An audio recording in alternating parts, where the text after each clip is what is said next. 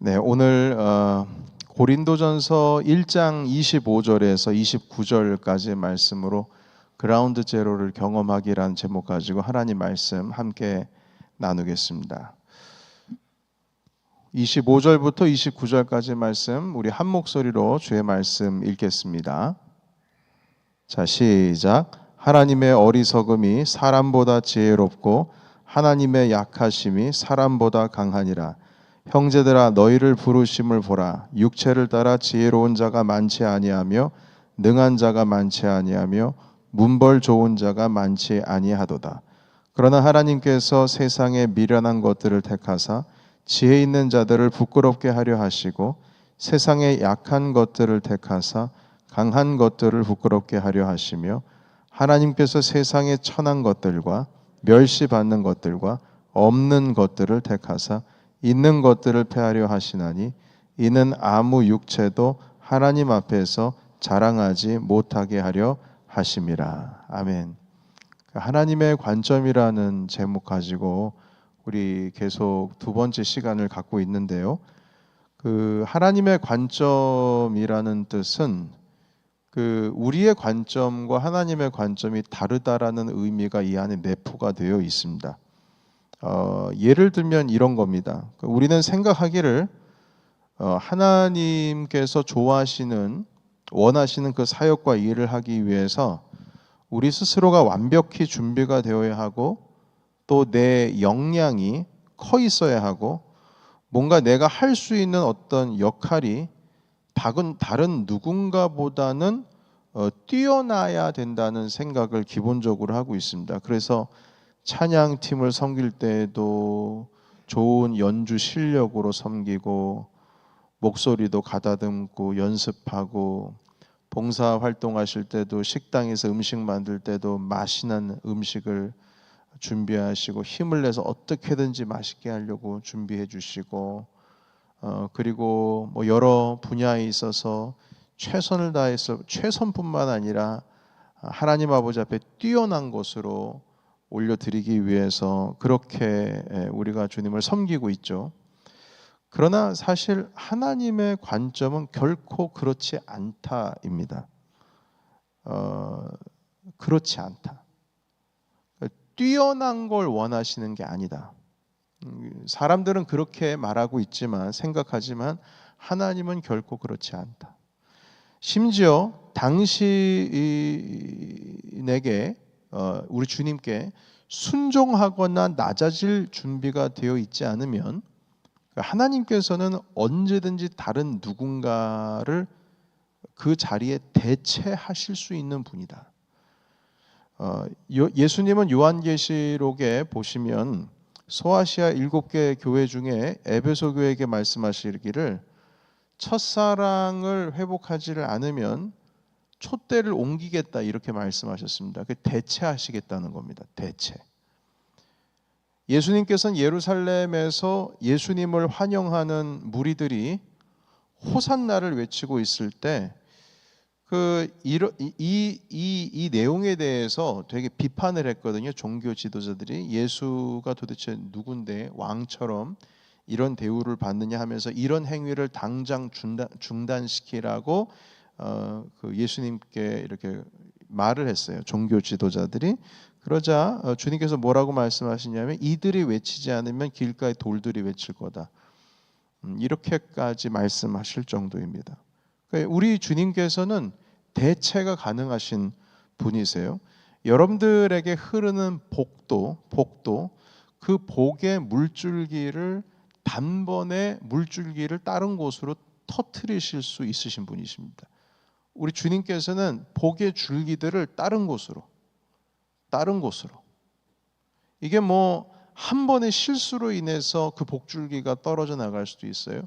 에서에게 충분히 임하실 수 있었던 그 장자권이라고 하는 것이 순간에 에서의 실수로 인해서 야곱에게 틀어지듯이 그 장자권을 가볍게 여겼던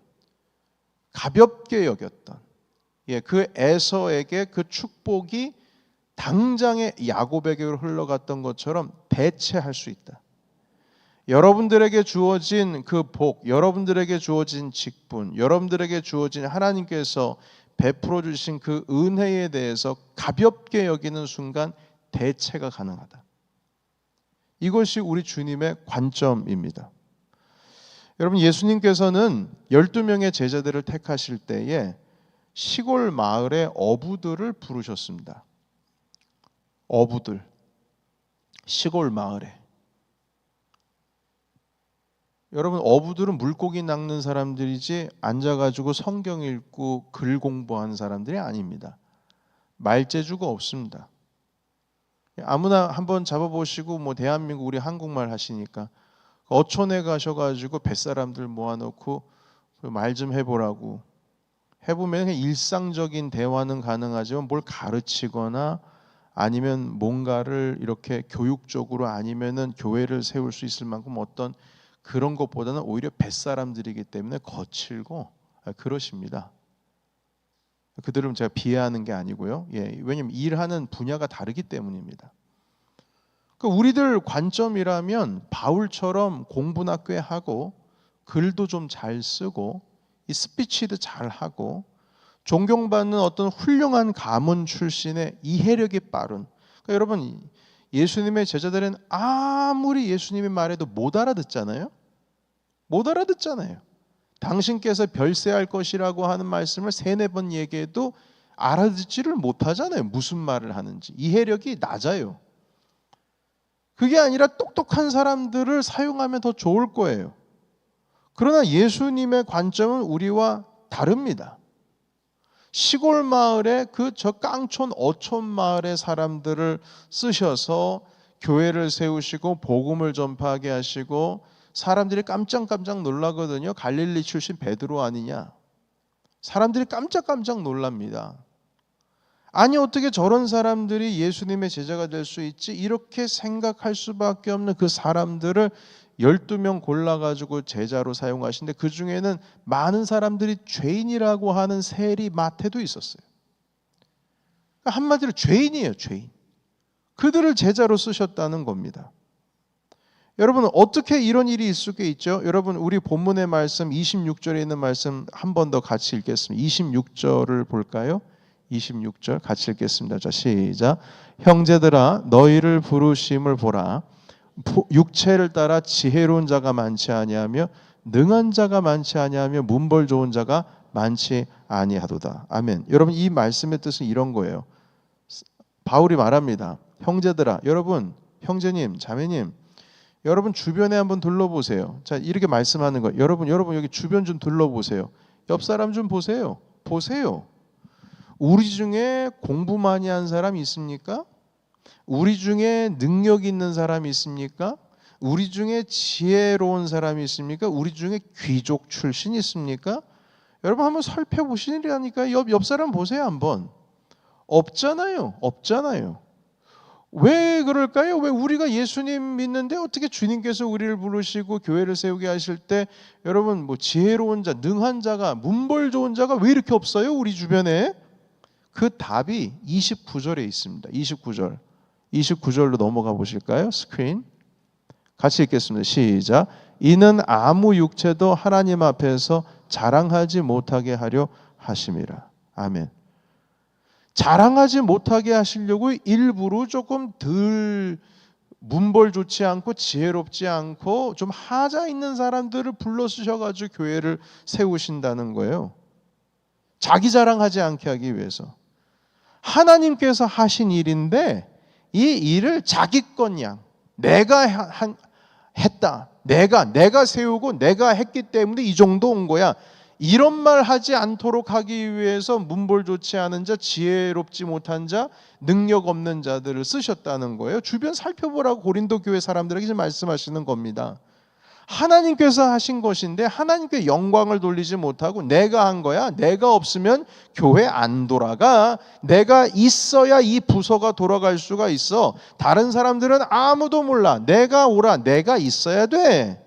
이렇게 말하지 못하게 하기 위해서 다 좀 떨어진 사람, 고린도 교회 성도들 한번 둘러보셔요. 문벌 좋은 자가 있나? 지혜로운 자가 있나? 능력 있는 사람이 있는지 한번 살펴보세요. 없잖아요. 그 이유는 아무 육체도 하나님 앞에서 자랑하지 못하게 하시기 위해서 하신 겁니다.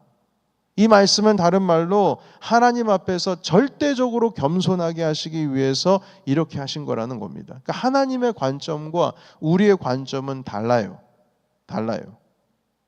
능력이 있으면 그 일을 맡기는 게 아니고요. 하나님 앞에 주님 말씀하옵소서 주의 종이 듣겠나이다. 순종의 마음을 가지고 있으면 주님이 쓰시는 거예요. 여러분, 이 아무 육체도 하나님 앞에서 자랑하지 못하게 하려 하심이라 이 29절에 있는 말씀을 다른 말로 얘기하면 하나님 앞에 겸손하기 위해서 이렇게 하신다는 겁니다. 여러분, 세상에서 변하지 않는 사람들은 겸손하지 못한 사람들입니다. 겸손함을 알면 자기 자신의 부족함을 깨닫고 빨리빨리 인정을 해버리고 그리고 바뀝니다. 그러나 겸손하지 않는 사람들은 고집이 세요. 강합니다. 끈기가 아니에요. 이건 고집이에요. 고집. 안 변해요. 못 변해요. 안 변합니다. 그래서 하나님이 안 쓰세요. 쓰지를 않으세요. 능력이 있어도 안 씁니다. 오히려 그런 분들이 쓰임을 받으면요 분란만 생겨요. 하나님께서 쓰신다고 해도 간단하게 쓰시고 그냥 버리십니다. 여러분 사울 왕을 보십시오. 그 뛰어난 사울 왕, 키도 엄청 크고 전쟁만 나가면 이겨서 돌아오는 사울 왕, 하나님 앞에서 겸손하지 못해서 결국에는 주님께로부터 버림당하지 않습니까? 하나님께서 왕을 고를 때 그 다음부터 택한 기준이 뭐예요? 용모, 잘생기고 왕이 될 법, 왕이 될 상인가? 이게 아니라 막내, 저 얼굴 시뻘게 가지고 바깥에서 땀 삐질삐질 흘리면서 양치고 왔던 막내, 꼬맹이. 하나님은 중심을 보시느니라. 그 마음에 어떤 중심인가? 그 중심은 하나님을 향한 열정뿐만 아니라 자기 자신을 내려놓을 줄 아는 자를 주님께서 쓰시는 겁니다. 겸손한 자. 하나님이 나를 주관하시기 위해서. 하나님께서 변화를 주신다면 그걸 감당할 수 있겠냐는 거예요. 여러분 평상시 보통 사람들은 다윗과 같이 만약에 그런 일들을 경험하게 되면 도대체 하나님이 why? 왜 그러시지? 이해가 안 돼. why? 그리고 주님 버려버릴걸요? 그럼 다윗은 그렇지 않습니다. how? 어떻게? 내가 주님 앞에 어떻게 써야 할 것인지 고민하면서 스스로가 자신을 돌아보는 거예요. 그런 자를 주님께서 쓰신다는 겁니다. 여러분 나의 부족함을 알고 하나님께서 변화를 일으키실 때 그 변화를 내가 감당할 수 있겠느냐? 겸손한 자를 쓰신다는 겁니다. 그래서 여러분 우리에게 만약에 문벌 안 좋고 지혜가 부족하고 능력이 없다 하더라도 한 가지 실력은 있어야 돼요. 그 한 가지 실력이라는 것은 내려놓는 실력입니다. 하나님께서 나를 주관하시도록 나 자신을 내어놓는 실력이에요. 그것이 그라운드 제로입니다. 그라운드 제로. 여러분 그라운드 제로는 전문 용어인데 한국말로 굳이 번역하자면 0점입니다. 0점. 제로. 0점. 그라운드 제로는 두 가지가 의미가 있는데요. 하나는 원자폭탄이 떨어졌을 때 딱 떨어지는 그 지점이 그라운드 제로입니다. 원자폭탄이 떨어지는 그 자리. 그래서 히로시마 원자폭탄이 떨어졌던 그 자리가 그라운드 제로예요. 그리고 조준점을 말하죠. 완전히 떨어지면 그냥 끝장나는 거죠. 그 또 한 가지 의미가 있어요. 이건 뉴욕에도 맨하탄에 있는데 그라운드 제로라는 추모공원 있지 않습니까? 911. 여기서의 의미는 다시 시작한다는 의미가 있어요. 다시 시작한다. 그러니까 완전히 아무것도 남아있지 않은 그 자리예요. 원자폭탄 떨어져가지고. 뭔가 희마리도 보이지 않는 그 0점, 그라운드 제로. 그 0이라고 하는 점에서 다시 시작하는 자리, 다시 일어서는 자리가 그라운드 제로입니다. 하나님께서 나를 주관하시도록 내가 제로가 되는 상태. 나 자신을 내려놔서. 그게 그라운드 제로이고요. 그렇기 때문에 하나님께서 다시 나를 이렇게 세우시고 나를 시작하게 해주시는 그 자리가 그라운드 제로입니다. 여러분, 내가 그라운드 제로면 나머지는 누가 채우시는 겁니까? 하나님이 채우시는 거예요. 내가 그라운드 제로이면. 그리고 그 자리에서 다시 시작한다는 겁니다. 여러분, 그래서 이 그라운드 제로를 만들기 위해서 예수님께서는 3년 동안 베드로 나머지 11제자 총 12제자를 이끄셨어요. 3년 동안 다 내려놓는 자리였어요. 여러분, 베드로도 나 스스로 난 잘할 수 있다. 주님, 아무나 뭐라고 그래도 나는 주님 절대 배신하지 않습니다. 저는 수제자입니다. 수제자. 이 동생 뻘들 보는 앞에서 제가 결코 주님 버리지 않습니다. 목에 칼이 들어오는 날 난 주님 버리지 않습니다. 이런 마음 가지고 있었지만 한 방에 그냥 쓰러져 버리잖아요. 주님 3번 부인했지 않습니까? 그라운드 제로예요. 얼굴 쳐다보지도 못해서 결국에는 다시 갈릴리 바다에 나가서 그물 던지고 앉아 있지 않습니까? 주님 얼굴을 못 뵈는 거예요. 뵐 수가 없어요. 어떻게 그 낯짝으로 주님을 뵈요? 여러분, 바울 사도께서도 그라운드 제로를 경험했어요. 예수님을 핍박하는 자였지 않습니까? 다메섹으로 사람 잡으려고 간 거예요. 주님 잡으려고. 주님 섬기는 사람들, 예배한 사람들 잡으려고 가는 중이었어요. 그 다메섹 도상 위에서 주님을 만나고 그라운드 제로를 경험하는 거예요. 아, 내가 아무것도 아니었구나. 거기서부터 다시 시작하는 거예요. 다시. 베드로 사도께서도 내가 아무것도 아닌 거구나. 그러니까 사람 낚는 어부가 되라고 주님께서 말씀하셨는데 다시 바닷가에 가서 물고기 잡고 있지 않습니까? 그래서 주님께서 다시 잡아왔어요. 그리고 새벽에 아직 해가 떠오르지도 않았을 때 주님 말씀하십니다. 내 양을 쳐라. 내 양을 먹여라. 다시 시작하는 겁니다. 그 그라운드 제로에서. 여러분, 우리가 주기도문을 할 때 하늘에 계신 우리 아버지 주님의 이름 높이 받으시옵고 그리고 하나님의 나라가 이 땅 가운데 임하시옵고 하나님의 뜻이 하늘에서 이루어진 것처럼 이 땅에서도 이루어지이다. 이렇게 우리 매일 고백하고 있지 않습니까? 그런데 여러분, 하나님의 나라가 진정으로 우리에게 임하기를 원한다면 먼저 하나님, 나의 나라가 사라지게 하옵소서라고 기도할 줄 알아야 됩니다. 여러분, 하나님의 나라가 임하면요, 내 나라는 없는 거예요. 내 나라는 없어요. 하나님의 나라만 있는 거지. 그러니까 하나님의 나라가 임하옵시며 라고 고백은 하는데 여전히 내 삶 속에 내 나라가 가득해요. 그럼 주님 나라가 그곳에 임하실 수가 없어요. 왜냐하면 여러분, 주님 나라 더하기 내 나라면 주님 나라 내 나라가 아니라 주님 나라예요. 주님 나라 플러스 내 나라 하면 내 나라 더하기 주님 나라니까 어우 많아지겠네. 아니요. 내 나라는 삭제가 되고 주님 나라만 남는 거예요. 덮어쓰기 하는 겁니다. 딜렛이 되는 거예요. 하나님의 나라가 내 나라가 있는 가운데에 그것만 그냥 굳이 굽대로 그냥 붙들고 있으면 임하실 수가 없는 거예요. 그러면 여러분, 우리가 내려놓는다면 여러분 뭐 내려놓는다고 하고 포기한다고 그러면 뭐 아무것도 안 하면 되는가? 도대체 내려놓는다는 건 뭔가? 여러분, 내려놓는다는 것은 아무것도 안 한다는 뜻이 아니에요.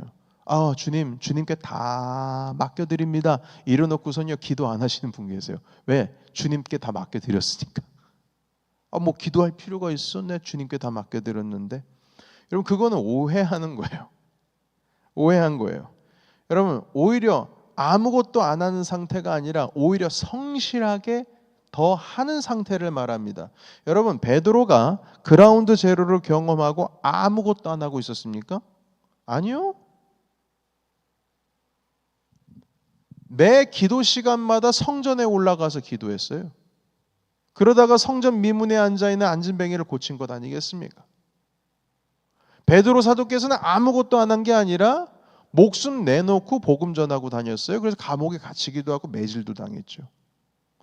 사도 바울이 그라운드 제로를 경험하고 이제 주님 뜻대로 하옵소서, 주님께서 다 하십시오, 전 내려놓겠습니다 이러고 아무것도 안 하고 있었습니까? 아니요. 성령께서 하도록 그냥 지켜만 본 것이 아니라 오히려 바울은 더 성실하게 복음을 전했어요. 온 세상을 다니면서 교회를 세우고 그리고 복음을 전했습니다. 내려놓는다는 것은 우리의 태도를 의미하는 거지, 우리 태도 자세를 의미하는 거지 우리의 행동을 의미하는 게 아니에요.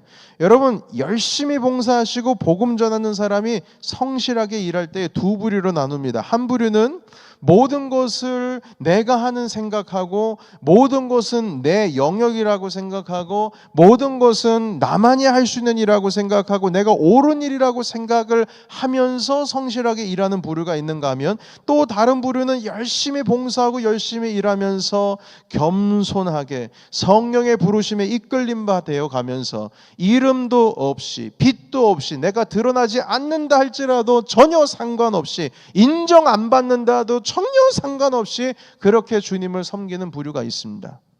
내려놓는다는 것은 두 번째 부류입니다. 내려놓으면 내려놓을수록 하나님을 의지하게 됩니다. 기도하는 순간을 빼놓을 수가 없어요.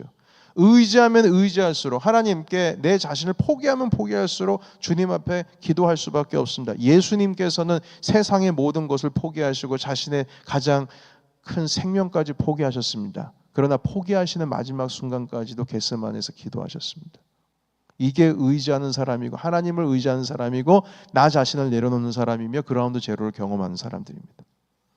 여러분, 우리가 가정에서도 일터에서도 그라운드 제로를 경험해야 됩니다. 이것이 하나님의 관점이에요. 모든 것을 주님께서 이끄시고 하나님께서 하시는 일이기에 내 고집과 아집과 욕망을 내려놓고 하나님을 의지하는 겁니다. 거기가 그라운드 제로 신앙의 시작점인 것이죠. 하나님을 의지한다는 것, 나를 내려놓는다는 것, 이것은 구체적으로 실천하는 것은 무엇이냐면 그것을 실천하는 것, 내려놓는다는 것은 하나님이 일하시도록 내가 성실히 일하면서 하나님을 의지하는 기도 시간을 갖는 겁니다. 하나님이 일하시기 위해서 우리는 끊임없이 주님 앞에서 내 자신을 내려놓는 기도를 해야 하는 거예요. 여러분, 이게 실력이에요. 실력이 무슨 열심히 내 능력 키우고 내가 할 수 있는 역량 키우고 나의 뭔가 하나님께 쓰임 받을 수 있는 나의 질을 아주 그냥 높이는 그런 게 실력이 아니고요. 내가 열심히 하나님을 위해서 일을 하면서 나 자신을 동시에 내려놓을 줄 아는 게 실력입니다. 그 가운데서 주님 앞에 엎드려 기도하는 것을 빼놓을 수가 없죠. 여러분, 한 가지 제가 제 아내랑은 좀 말씀을 나누었지만 김 목사님께도 제가 한번 얘기를 나눌 수 있는 기회를 콩국수 먹으면서 얘기할 뻔하다가 얘기를 못한 게 있어요. 지난 금요일부터 제가 일주일째 하나님 앞에 매일매일 1시간 개인 예배를 드리고 있습니다. 개인 기도가 아니라 개인 예배. 하루에 1시간 남짓 하나님 앞에 그냥 있는 겁니다. 때로는 저 피아노에 앉아서, 지금 피아노 자리에 가면 악보가 3개가 있을 겁니다.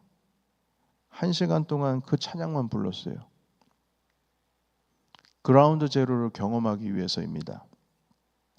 하나님이 어떤 원자폭탄을 제 삶 가운데 떨어뜨리기를 간절히 원하는 심령으로 가고 있습니다. 너무 에너지 쏟지 않고 하나님 앞에 1시간 남짓 그냥 드리는 거예요. 그 그라운드 제로에서 하나님께서 저 대신 일하시기를 원하기 때문입니다. 하나님의 관점으로 저도 보기를 원하기 때문이죠. 목회를 하는데 제 뜻대로 됩니까? 안 되죠. Follow me, 안 따라오지요. 억지로 제가 끌고 갈 수는 없고 주님이 끌고 가셔야 되는데 어떻게 할까요, 주님? 그라운드 제로를 경험해야 된다라는 마음이 들어서 지금 일주일, 언제 끝날지는 모르겠습니다. 그래서 오늘도 예배 끝나면 또 1시간 본당을 지키려고 하고 있습니다.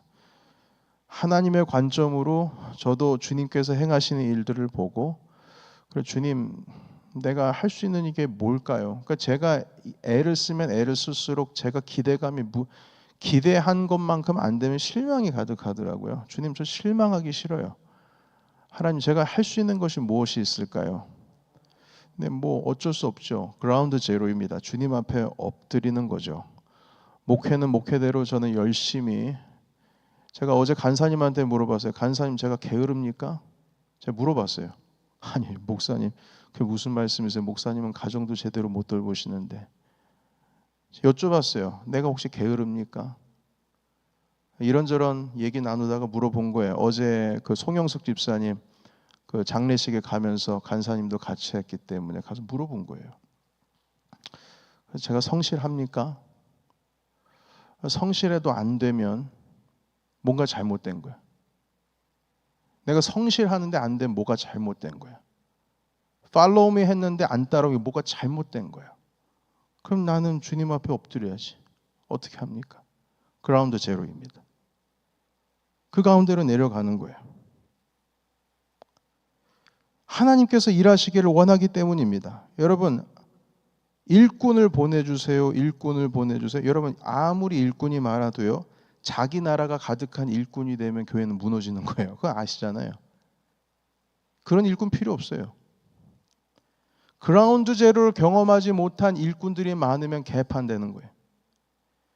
그라운드 제로를 경험하지 못하면 울리는 꽹가리가 되는 겁니다. 아무리 여기는 찬양팀이 찬양과 예배 인도를 프로처럼 해도요, 우리 성도님들이, 권사님들이, 장로님들이, 전도사님, 목사님들이, 집사님들이 그라운드 제로를 경험하지 못하면 하나님 일하지 않습니다.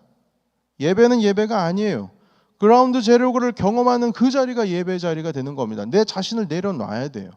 주님 앞에, 여러분, 주님 앞에 선자들은 신발을 벗습니다. 모세도 신발을 벗어요. 여호수아도 신발을 벗어요. 여기는 주가 계신 거룩한 곳이니 네 신발을 벗어라. 여호수아가 당장에 신발 벗었어요.